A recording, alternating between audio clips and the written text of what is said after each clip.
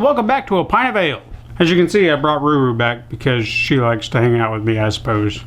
I don't know why. There's a lot to unpack because I've had a very interesting week. A lot of reflection happening. But we'll get to that in a minute. First of all, let's go to our beer of the week. I decided, considering the situation at hand today, I needed something a little familiar, but something we've never had on the show. So I grabbed a Hap and Harry's Original Tennessee Lager. Great friends, great beer. The two guys, Hap and Harry, you know. I don't know why his name is Hap. Maybe we'll find out on the back. Hap Motlow, of the legendary Jack Daniel family of Lynchburg, Tennessee, used to tell his friend Harry Lippman, just like great whiskey, a great beer starts with the best ingredients: good water, choice grains, and a high-grade yeast brewed with integrity.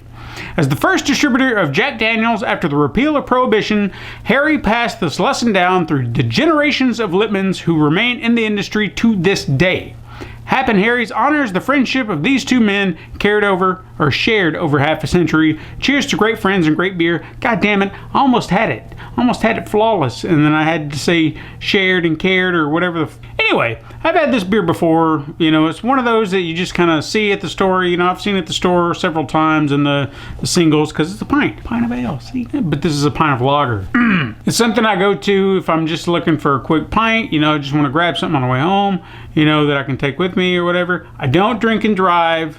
That is wrong. Don't drink and drive, ever. I'm gonna pour this out real quick. Cheers. See that? I got that in Boston. I actually went to the place, the Bull and Finch, I think it's called. Pretty sure that's what it's called. If it's wrong, then I'll tell myself at the bottom. What was awesome about this in Boston is they would fill it up like spilling over and everything. It's really cool.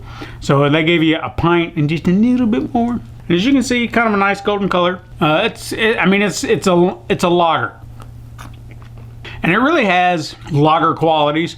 Now, one thing that I've recently learned, and I don't know why I've never picked up on this, but I guess not being aware of it, it was just something I didn't know. Almost a year ago, when I was at the Blackstone Brewery doing the tour there with the Nashville Brewing Company as well, I learned about what I'm looking for in the difference between an ale and lager. Now, I knew that there were differences in the styles, but I wasn't exactly sure what I was looking for outside of the flavor profile, because I know what makes them different. I know how they're brewed differently, and then you have the breakdown of styles in between. But I didn't realize there was a flavor profile difference that was...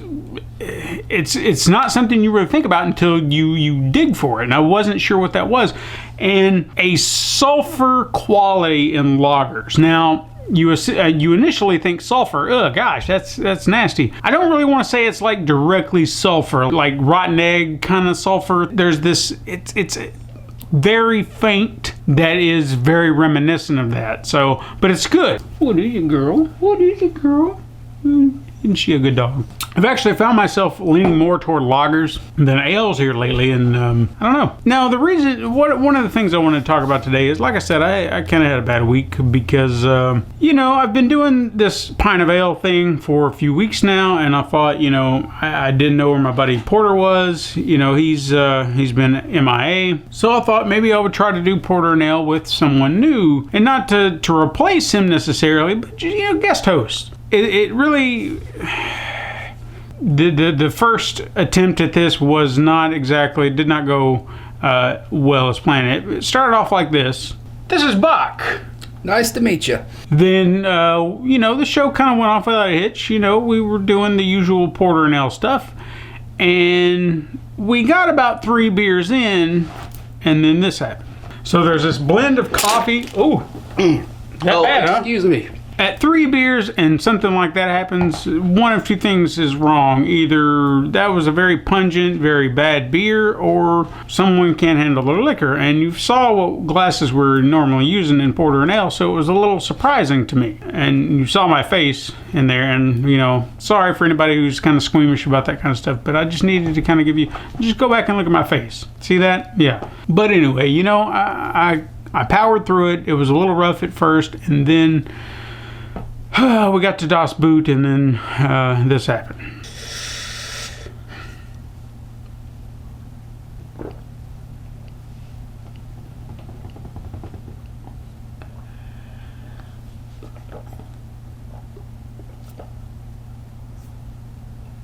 Oh, dear God, he's alive. I mean, he's trying, folks. Oh, this is my first boot. See? Yeah, I mean, you can't This expect is my him to first just... boot, and... You can't expect somebody to just come in off the road and do what we do. This is dangerous. Don't try this at home, kids. Actually do. I want to see you fail. Ooh. Now, if it's going to be too much, don't overdo it. Because, boy, it can be. Yeah. If you feel like you...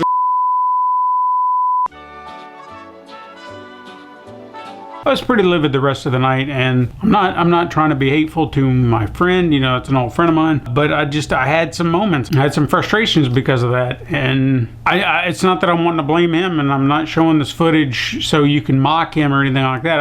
I need you to know where I was at, you know, at the time, and show you what brought me there, because this entire week I was practically done. And I did not want, I couldn't even bring myself to look over the footage that we had shot, because I don't know, it was almost like the universe was telling me, hey, you know what, you're trying to replace your buddy, well, here, this is what's going to happen. And it's like it just backfired in my face in the worst possible way, and I didn't know what to think. And this is coming off the back of doing a bunch of retrospectives on a bunch of old videos that I've done. You may have seen on this channel earlier today, or maybe on our podcast channel, Pencil and Paper Podcast Network, kind of did a retrospective looking back on the last 15 years, which actually goes back a lot longer. I was really kind of put in this position to think about what I do about this content. Like, why am I doing this show right now? Because I've been trying to do this on a weekly basis. I'm not actually recording this when I normally do. I really started thinking about what is it about this, because I was almost ready to pack it in. That I was just like, you know what? I don't need this crap. I don't need this. But then I started thinking about the things I do like. Because I do like doing this sometimes if people are watching. But, you know, that's the other part of it too, is that some people aren't watching. I can tell you one person that I know is watching right now. But beyond that, I don't. You know, I have to wonder who the other several people that watch are, because I don't know. I've got 400 subscribers on this channel, and I don't have 400 views a day. I don't get it. I don't understand it, but maybe I'm not doing it for you. Maybe I'm doing it for me. Maybe I want to do this stuff. Maybe because this is the closest I'll ever get. This is what I've always wanted to do. I get to dictate when I do this stuff, not the audience, until my audience grows to the point where they can dictate what I'm doing. And I'm trying to do weekly content, but sometimes it's just not that easy, because I have a life. I have other things I'm doing. I'm not getting paid to do this. And I'm venting right now because I don't know what else to do. I'm trying to get my voice out there so you can understand where I'm coming from. And I'm not trying to throw the blame on you, like, hey, you're not watching my videos. It's not like that. I want you to understand where I'm coming from, the frustration that I went through, because at the end of the day, I did realize when I look back on those old videos, I was just, the desire was there. I wanted to do it, and I did it. Nothing was going to stop me. I had this idea, I had a vision, I did it. And if you look, and as crude as they are, I did what I set out to do. You know, I added special effects. As crude as they may be, they are there. And nothing's going to stop me from doing what I want to do now. I have other things that I'd like to do that might actually be the primary thing that I start doing.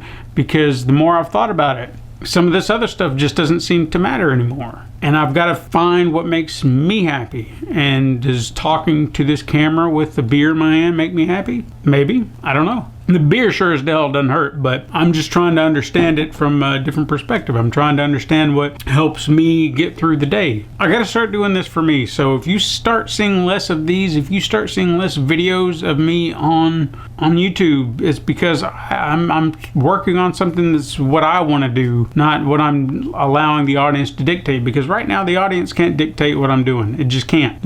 I need to be happy doing what I'm doing. And I was trying to bring on someone else to do Porter and Ale with me, because I enjoy doing Porter and Ale. But if Porter can't come back to do that show, then the show's over. So be it. You know, that's just the way it is.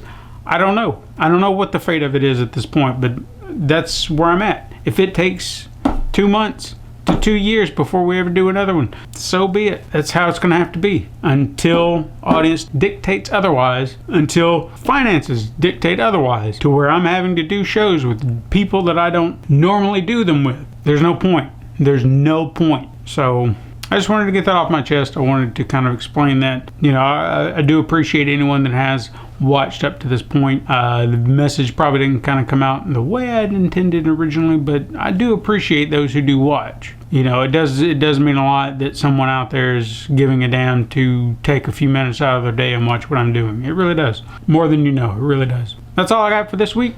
Go out and grab you a Happen Harry's if you're in Tennessee. Pretty good. I recommend it. But thank you for watching. Videos and everything right there. Subscribe button somewhere. And, you know, this Patreon thing that I do that no one ever messes with except for maybe like 2 people, which I appreciate you.